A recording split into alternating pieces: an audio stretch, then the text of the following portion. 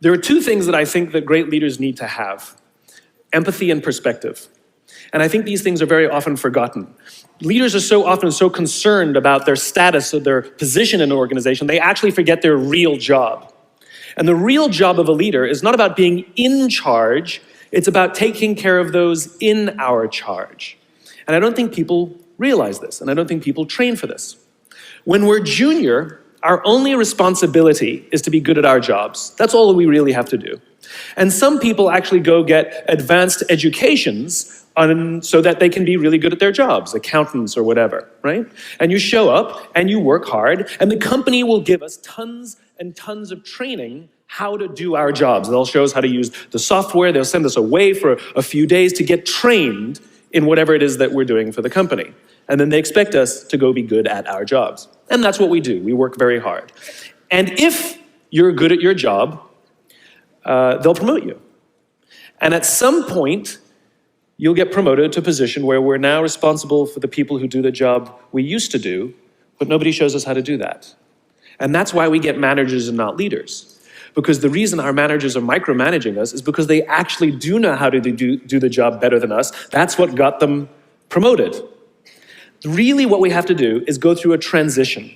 Some people make it quickly, some people make it slowly, and unfortunately some people will never make that transition at all.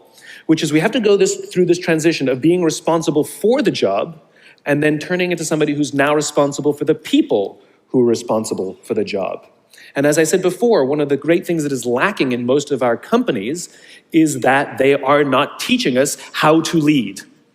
And leadership is a skill like any other. It is a practicable, learnable skill. And it is something that you work on. It's like a muscle. If you practice it all the days, you will get good at it and you will become a strong leader. If you stop practicing, you will become a weak leader. Like parenting, everyone has the capacity to be a parent. Doesn't mean everybody wants to be a parent, and doesn't mean everybody should be a parent. Leadership is the same. We all have the capacity to be a leader. Doesn't mean everybody should be a leader, and it doesn't mean everybody wants to be a leader. And the reason is because it comes at great personal sacrifice. Remember, you're not in charge, you're responsible for those in your charge.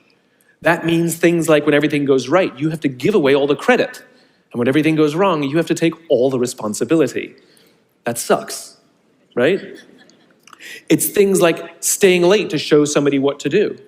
It's things like when something does actually break, when something goes wrong, instead of yelling and screaming and taking over, you say, try again. When the overwhelming pressures are not on them, the overwhelming pressures are on us. At the end of the day, great leaders are not responsible for the job. They're responsible for the people who are responsible for the job. They're not even responsible for the results. I love talking to CEOs and say, what's your priority? And they put their hands on their hips all proudly and say, my priority is my customer. I'm like, really? You haven't talked to a customer in 15 years. There's no CEO on the planet responsible for the customer. They're just not. They're responsible for the people who are responsible for the people who are responsible for the customer.